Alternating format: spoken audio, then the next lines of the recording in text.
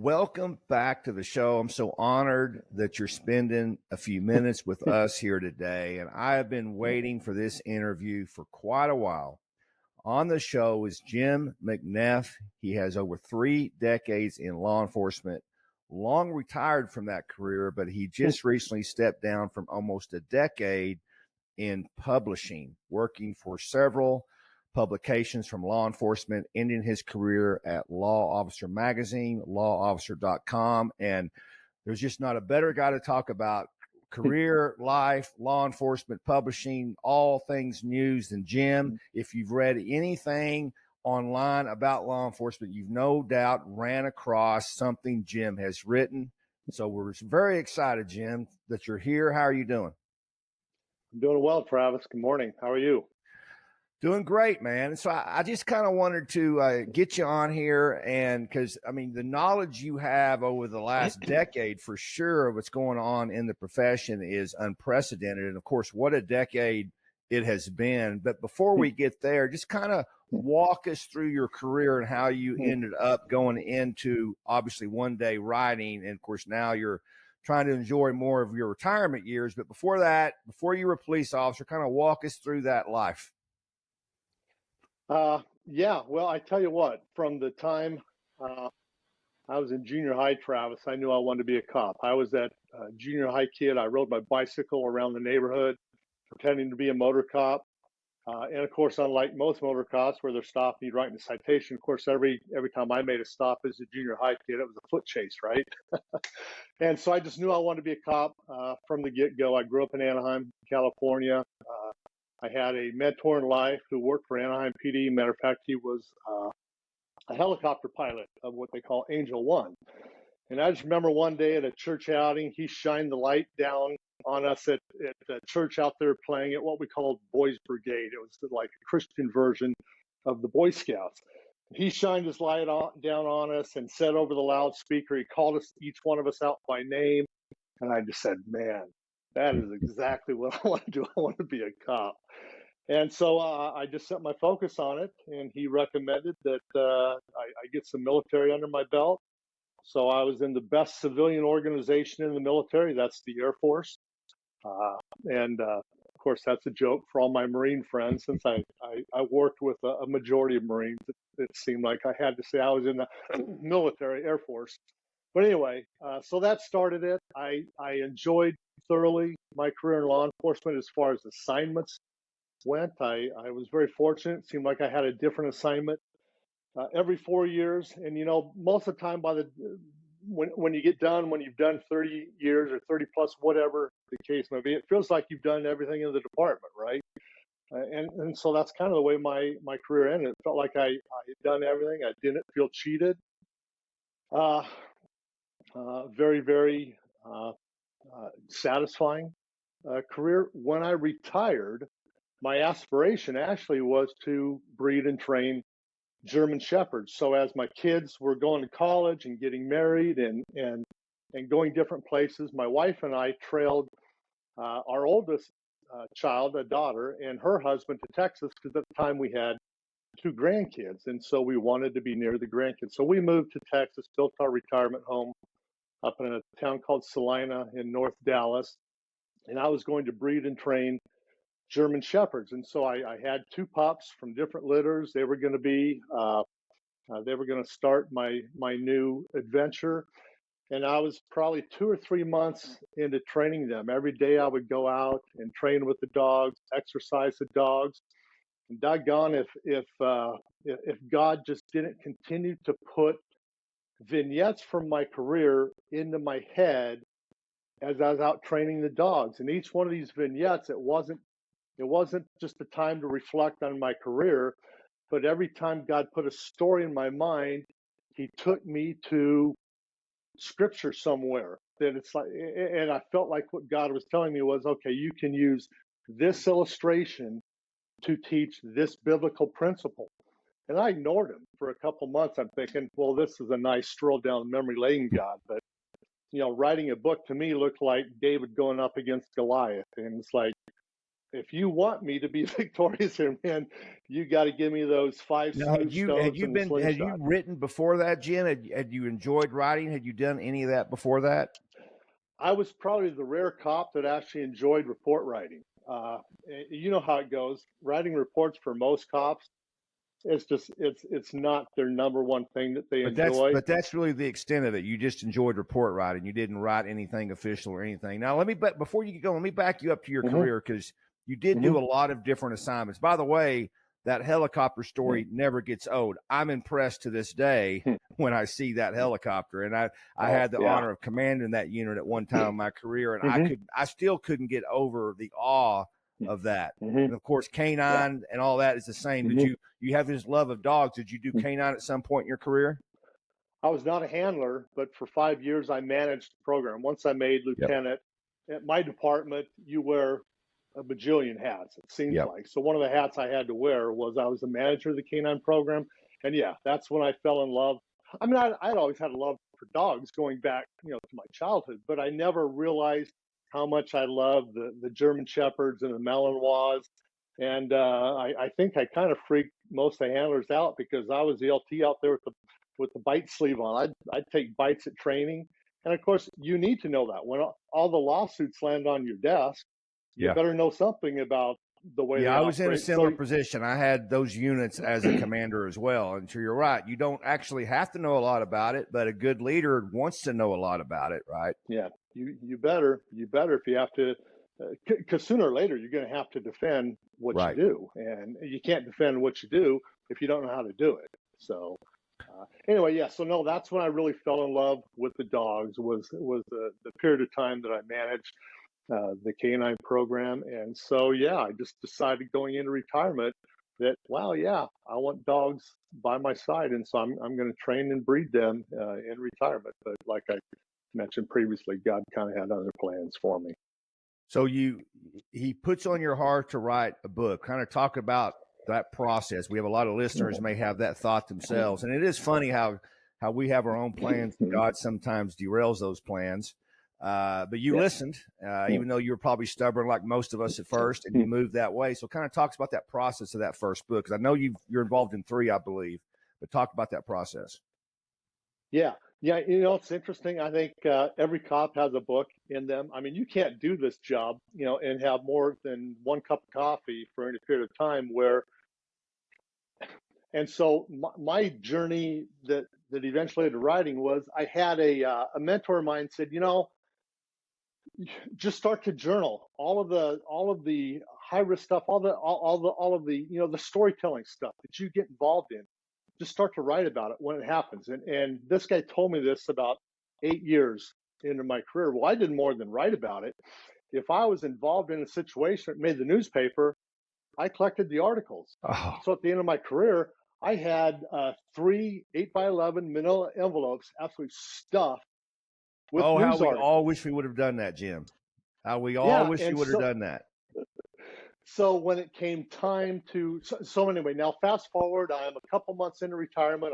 I'm training my puppy German Shepherds, and I come back. And at the time, our house was being built, and so we were staying with my daughter and son-in-law and grandkids. So I come back from training one day, I open up my laptop, and my granddaughter says, "What are you doing, Papa?" And at the time, she's 5. I said, "Well, Dakota, I think God might want me to actually put my police stories into a book." "Oh, that's nice. Can I read it?" And I'm thinking, yeah, part of it. And so what happened was over the next 4 hours, I did not touch a keystroke. I did not type a word. All I did was cut and paste stories, cop stories that I've been involved in.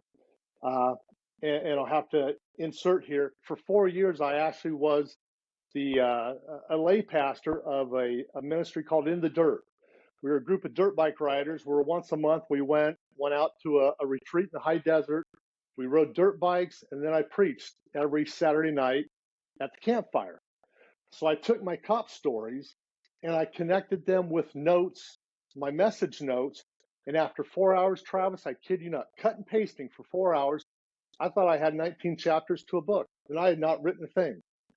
And so once that happened, I thought, okay, this is not me having, indigestion. This is not me having anything other than this is God's direction for me. So I thought, okay, God, again, this I felt like David, and writing a book at the time felt like Goliath. I said, I'll be obedient. I don't think I have much to say, but I know you have a lot to say. So here's the deal. I'll take good notes when when you're kind of talking to me through scripture and through my own prayer life and through the mentors in my life. And so that's kind of how the first book was born. You speak about your faith and kind of talk about the importance of that through your law enforcement career, because obviously you have sort of two or three different camps in law enforcement. You've got true believers that are in this job, and there's always a kind of a tug and pull with that. You have people that think they're believers because they do a job. That's obviously not true. And you have people that just don't believe because of the job they do and what they see. Kind of talk about the power of that faith you had in your career, Jim. Yeah, it's real. It was something I had growing up. I had it through my upbringing, through my military years, through my entry into law enforcement. But then it really got tested. I had probably not unlike many cops. We hire the type of people that will give you the shirt off their back when we hire them, right? And then after a couple of years worth of working graveyard shift, weekends, it's so easy to get detached from your support network. And that absolutely happened to me. I mean, matter of fact, I've got three brothers who pastor churches. And so in the early years of my law enforcement career, I'm working graveyard. I tried to go to church after graveyard shift, and it got embarrassing when I'm falling asleep in church and my brother's up there, delivering the message. And so I told my wife at the time, I said, I'm not going to church after I work at graveyard. It's too embarrassing for me. I'm not going to go there, fall asleep in church. It's just, I'm not going to. So I quit going to church for several years, and I blamed it on the schedule. Well, what happens is when you detach yourself from the things in life that will sharpen the sword, so to speak, that will keep you accountable, that will be your community to help you through those rough times, all of a sudden, I put all of those things to the side, and guess what? I'm not unlike a lot of cops. All of a sudden, the drinking, the carousing, they became a real part of my life. And unlike people, a lot of people, when you go through the personal problems, it has a real negative impact on your life. Mine was just the opposite. I became a workaholic. There was no better employee at my police department than me, although my personal life was a complete shambles. And this is part of my first book. I just appropriately titled the chapter "The Prodigal Son" because I had 5 years where again, my professional life, man, I was spot on. I mean, I couldn't do any wrong, but my personal life was just in the toilet. And so it was during that point in time where, during that 5 year period, we had our first two children. And man, I just remember just breaking down and bawling one evening. And I just knew I'm about to lose a great woman in my life. Matter of fact, the only reason she even stayed married to me through that 5 year period was not out of weakness on her part. It was out of her own testimony and strength. And God kept reminding her that, well, you don't have to like him right now, but I am commanding you to love him. And that's a concept people are going to, wait a second. You have to love him when you don't have to like him? Well, yeah, because we should never like anything. I don't want to get too preachy here, but of course the Bible calls it sin. The world calls it a lot of other things. But when matter of fact, we're actually commanded not to like that stuff and still love the person who's engaged in it. So that's kind of a hard concept for a lot of people to understand. But my wife understood it and she put it into practice. And finally, one day I just broke down, just bawling, and I knew I was about to lose my wife. I was about to lose my children. And the thought of someone else raising my children broke my heart. But it actually wasn't until my wife told me that we were unexpectedly pregnant with our third child that convinced me, man, I got to get my personal life together. I got to get my act together. I got to surrender my life to Christ. I've got to get back on track. And so that was a turning point for me. So it was kind of about year 9, year 10 in my professional life that my spiritual life turned around. And the sad thing is when you're living like hell and you're living for the next what we call a debriefing at the bar right after work. And at the time I was working narcotics, and being a narc, it was not unusual. We could be at work 2, 3. There's one point in time I didn't come home for a week, and that wasn't from a deep undercover assignment. That was just we were all rabid dogs in my small unit, and if the case meant we had to sit on a moat because he just crossed the border into Mexico, we were going to sit at the Well, border and you're wait for on that fool doper to come time at back. that point. There's no Oh telling yeah, when the day's going to get over. oh yeah. So yeah, so anyway. I finally said, okay, God, my life is yours again. And so once that process began, we started to attend a church that had a great recovery program for anybody who has any kind of an addictive vice. And people, and that's one thing about cops is we don't view anything that we're doing as an addictive vice, when in fact the reality is, man, even if you are married to the job, yeah, that's an addictive vice. So I had that going on. I wasn't an alcoholic. I just liked going to drink with Of the course. guys. Right. Yeah. And during that period of time, this is a man. Uh, yeah, I was unfaithful to my wife. I mean, I was involved in a series of affairs. It's like I was a bachelor. I lived like I was a bachelor. And it was horrible. Did horrible things. And but that's the beauty of God's redemptive or God's redemption in our life, is He can take what we have messed up, and because my wife stood with me, stood by me, and then I chose to turn from all of that and to become a new man. God has used our marriage, and I mean that was, gosh, what was that? That was almost 30 years ago. Well, And and so, non-believers, this is where they really get stuck, because you actually just described the Bible, right? yeah, yeah, Repentance, faith, yeah, and that's the story of the Bible, is what you described. Not everybody has that story, but everybody has a story to where they got away from it for a while and had to be brought back. Almost every Christian you talk to has that yeah. story, including myself. But that's where unbelievers really sort of use that against Christians. I love it when non-believers want to preach to Christians about the Bible. That's awesome to me when I hear that, right? But Well, that's yeah, actually and the story of the Bible, and it's a beautiful, although it sounds odd, it's a mhm. beautiful picture of what Christianity is to so many people. And I'm sure today you're who you are today in your faith, in your family, in the jobs you've done because of that. That's also the beauty of Scripture.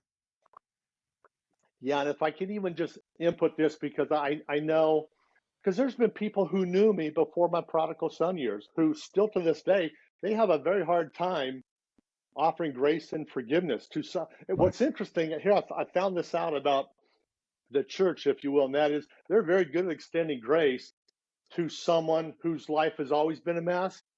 They're not very good at extending grace to someone who was squared away, their life became messy, and then they turned back to God. And I've experienced a lot of both of that. But as my wife and I have now been involved in various ministries over the last 25, 30 years, yeah, about 30 years now, and my wife has been very involved in counseling women whose husbands have been unfaithful. And what's interesting is that people want to blame the church as the institution of the church. They want to blame the church for the problems of sinful people. Well, it's and so whenever someone is hurt, they're not mad or angry at the person in the church that hurt them. They're angry at the church. Well, it's not the church that hurt them. It's the sin Right. of the individual person that hurt them, and that's a concept that more people would do better if they came to understand that the institution of the church didn't hurt you. It was Right. the individuals in that institution. So you in your law enforcement career, and you God sends you to write this book. You write 2 more books. At what point did you get involved in writing for law enforcement? Yeah, so after the first book came out, then I was just reaching out to different publications to say, because it's, hey, that's how you market yourself, is Right. you continue to write articles. So I had reached out, and so I started to write a lot of articles for a publication. And after writing for them for about a year, the owner asked me, "Hey, I'm looking for an editor." And I just kind of laughed. I'm going, "Well, do you want an editor who knows anything about editing, or do you want an editor who knows about cops and robbers? I know a lot about cops and robbers. I don't know jack about editing." And he goes, "Yeah, no, I want an editor who knows about police work, and we can deal with the other." I said, "Well, if that's your criteria, then yeah, I'd be open to that." So I started to work there, and I was there for nearly 3 years as their managing editor, and some things came up that I was just in disagreement with, and Well, so I let's was let's looking. talk about Yeah. not exactly the disagreements, but the work time, because I think people don't understand that as a managing editor, it's not exactly a 9 to 5 easy job. You probably had all sorts of hours, probably were working more than you wanted to, right, in retirement. Oh my gosh, yeah, I can't underestimate. I mean, unless you've got a team somewhere, yeah, it's a the news business. It's a 7 day a week, 24 hour cycle. It never goes to bed, never sleeps. And so, as most law enforcement news organizations that have propped up or cropped up in the last decade, that's kind of the way they're run. They're run with a skeletal staff, with a minimal amount of overhead and income. And so people work like a dog. And so, and I'm really not saying this, not over exaggerating it, but essentially for the last 8+ years that I've been involved in editing, uh, for the most part, yeah, I've worked 7 days a week, uh, not 24 hours a day, but I would routinely put in 12-hour days. And on the other hours when I'm not working, like if I'm watching, a ball game or something on TV where I've got split attention, I've got one eye on news stories, I've got another eye on the ball game. Something pops up and it's a breaking news story. All of a sudden, you're no longer watching the ball game. You're writing an Yeah, article. So I can remember Super Bowls with family. Boom, the laptop has to come out because something popped up. I can remember at a beach house with the family one morning when the laptop had to come open and you missed 2 hours with the family. I've been in that rat race a little bit, nothing compared to you. And that's why, obviously, 5 years ago, you came on board at Law Officer. And we'll attach the article here to this video, but you gave me a call and you wanted to come over to Law Officer. And of course, my only promise to you was I'll try not to work you as hard, but I can't promise anything else, including money. And you said, yeah. sure, which was to my surprise, you were willing to do it because the article will explain that I was trying to prop this brand up that had been around since 2004 and nobody else seemed to want to do it. And I'm just kind of stubborn enough to think to myself, well, it needs to stay up for the profession. And it's still here today because of you, Jim. Just kind of talk about walking into that process and kind of the last 5 years. Yeah, Travis, what really motivated me once my days in uniform came to an end, I retired in 2012. Ferguson happened in 2014. We got Baltimore shortly after that. Then, of course, we have the George Floyd thing in 20, and law enforcement as an institution was just lit on fire. And so I felt compelled, like, man, we need a voice. Because mainstream media, they're not going to give us the benefit of the doubt. We're getting crucified. We being, again, the institutional law, we're getting crucified. And it's not, we're not afraid of the news stories. We just want a fair shake. Is all we want. And if the evidence takes us one place, all right, let's go there. But the way it was being manipulated, again, I'm going back to 2014 in Ferguson. I just thought, yeah, I'm motivated to try to put not to put the blinders on, but doggone it, yeah, people that know how law enforcement operates, we need to be writing not just our perspective from the writing editorials and op-eds, but we also just need to be covering the news stories so that way it's actually reported as opposed to being just another article that's going to slam those filthy cops who are out there just beating up people.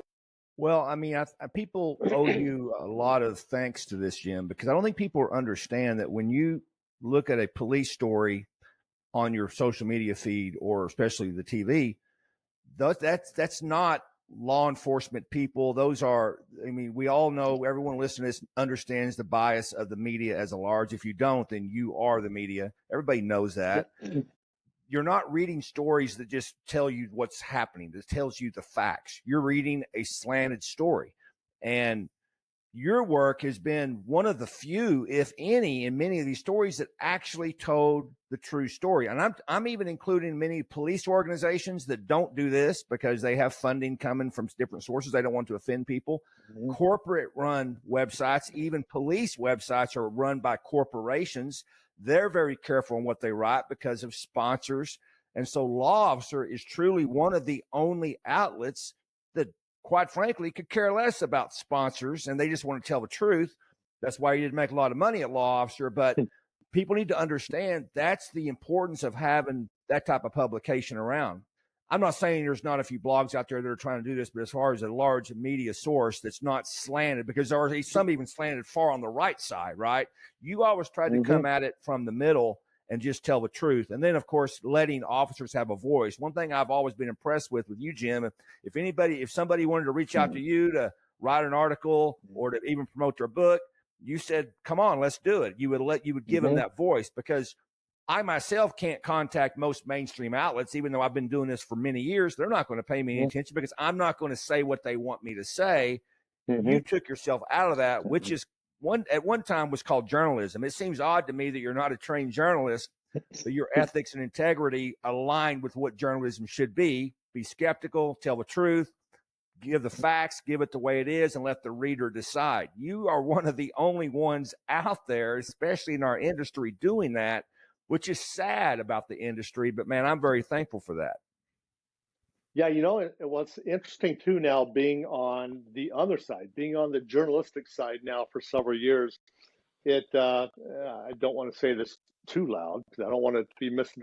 It's given me a little bit of understanding, compassion for journalists, true journalists, who are actually trying to write a legitimate story. And there's a handful of them out there, not very many, but there are a handful. And what's interesting is when you are writing something from, you're now a civilian, you're not in the loop, you're not in the information loop, and all you have are just a press release, a snippet here. I mean, holy cow, a snippet can even be amazing just to help your story because you just don't have details. And as cops, we're used to having all the information. You sit down to write your arrest report, man, you've got it all. You've got all the details.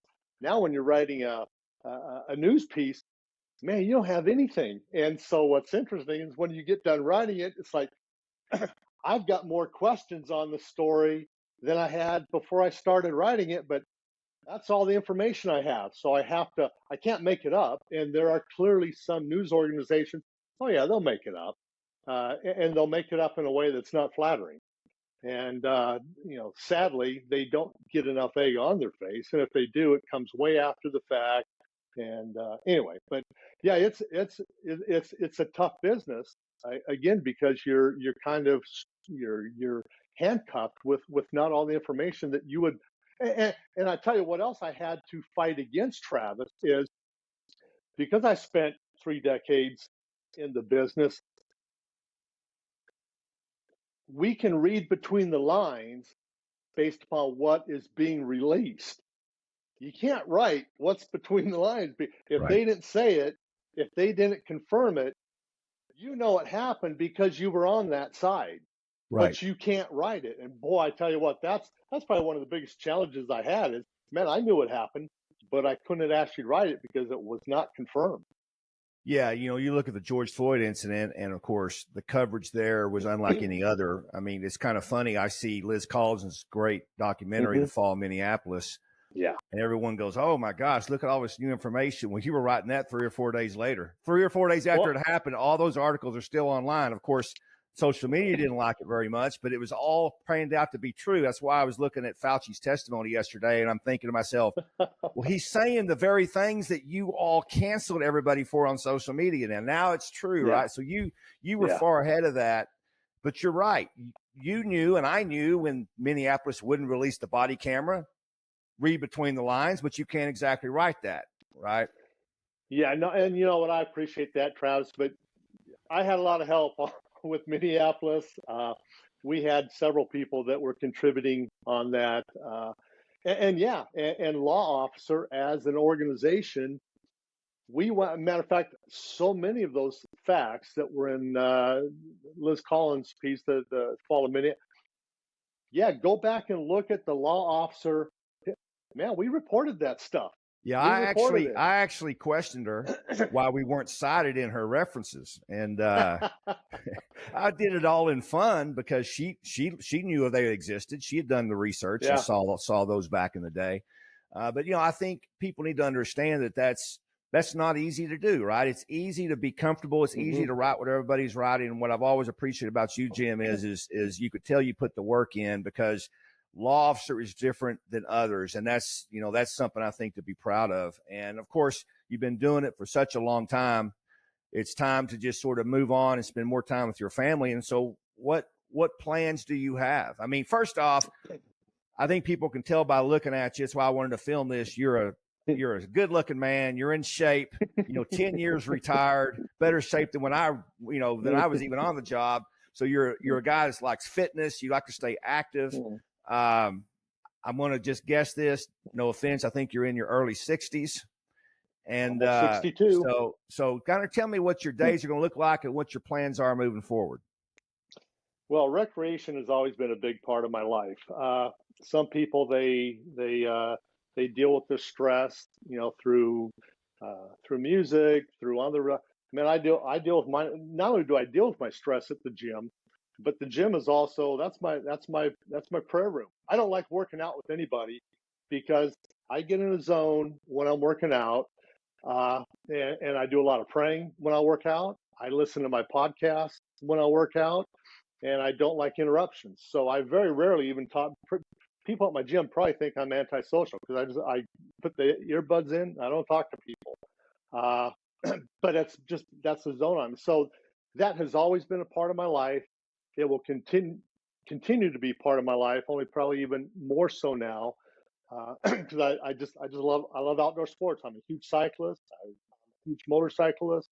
I love paddleboarding, kayaking, doing all those sorts of things. But my wife and I, we had our 40th anniversary last year, and we did a road trip that just got me thirsty for more road trips because there are just so many places in this beautiful country that I haven't seen. So for our 40th anniversary, we did a 3-week trip. We hit 9 destinations, and it was just one of the most relaxing things that we had done. So that's on the map for the future. Is annually we want to take, and they're expensive. I mean, you take one, you think, oh, I'm driving, it can't be too. Oh yeah, it doesn't matter. Have you done the RV route, or you just take the car? Well, we've done the RV in the past. Matter of fact, when I mentioned earlier that we were involved in that in the dirt ministry, we had an RV, we had a toy hauler, big truck. Took our motorcycles everywhere. Right now, I'm going back and forth on buying a coach or just doing it by hotel. And there's a lot of opinions on how to do it. I actually think it's more economical, believe it or not, to do hotels than an RV. A lot of people would argue and say, "Oh, no, you're not seeing. You see all the exact same places. Only you get to sleep in a comfortable hotel. And when you're just don't stop in a hotel in a big city. You stop in the hotels between the big cities, and holy cow, the price is like 75% of what it would be in the big city. So we're still determining whether or not we're going to buy a coach or we're going to do hotel, but we are definitely going to be doing a lot of traveling by road here coming up in the near future. Yeah, along with the fact that we've now both of our boys who are still in California. When we left there, they were in college, single young men.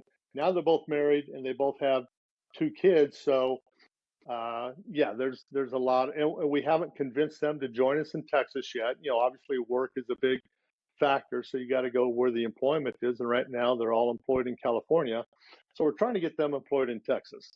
Is what we're trying to do. But in the meantime, yeah, there's a lot of travel to and from California as well. Well, man, well deserved, Jim, and it's been an honor to know you, to work around you, and to see what you've done. And all the best, man. Any parting? Oh, by the way, before we get going, where can they find your books? Where can folks find you? Where can they go to see all that? You can just Google my name on Amazon, or just go to Amazon and just type in my name, Jim McNeff, and it will have all three books there. Just a quick overview. The first book is just a series of war stories that are connected to biblical principles. The second book, that one is called The Spirit Behind Badge 145, kind of a personal memoir with a lot of. I made 31 chapters. So there's either 28, 30, or 31 days in every month. You pick it up, do one chapter a day. It's a good study book for cops who like to have war stories with it. The second book, it's what I call bathroom reading. It was born out of when I was trying to market the first book, and I was doing a lot of daily journaling. Again, when you've had a long career, these stories continue to pop up. So what I did was kind of a similar version of the first book, only shorter, quick little law enforcement vignettes with biblical principles behind it. That book is called Justice Revealed. And then the third book is Jurisdiction, a cop and a pastor talk about life. That book took both myself and a brother of mine who's a pastor. He retired after 44 years in the ministry. He and I wrote a book on the sovereignty of God. I wrote the illustrations. He wrote the theology, and so I almost shouldn't even take credit for being a co-author in that book, because the reality is, now that book was a graduate program. It was a 4-year graduate program for me, where again I supplied the illustrations, he wrote the theology, and it's all about, everybody has those difficult questions about God, like, does God even exist? If he exists, where is he? If he's somewhere, how did he communicate with us? How do we know he's real? How do we know there's a heaven? How do we know there's a hell? How do we know how to get? Why do bad things happen to good people? So we take those difficult questions in life. Everybody wants to have them answered. I don't care if you're an atheist or if you're a diehard believer. We all have those questions. We all are looking for answers to those questions. And so my brother John McNeff and I, we walk the reader through 16 of those difficult questions in 16 chapters that will take you all the way from the beginning of time, why the Bible was canonized the way it was, why we can have faith that is in fact the ultimate authority, all the way into the glory of heaven. So that book, again, it's like I just went along for the ride on that one. I'm the co-author on the book, but that one, it's all about God's sovereignty, and what exactly does that even mean? Yeah, it's amazing stuff. We'll link all that up here in the show notes. Jim McNeff, I can't thank you enough for being here. I can't thank you enough for your lifelong service to others. Thanks for being here. Travis, thanks for the time. I appreciate it, my friend. And if you've been listening, thank you for doing that. Thank you for your time. And just remember, lead on and stay courageous.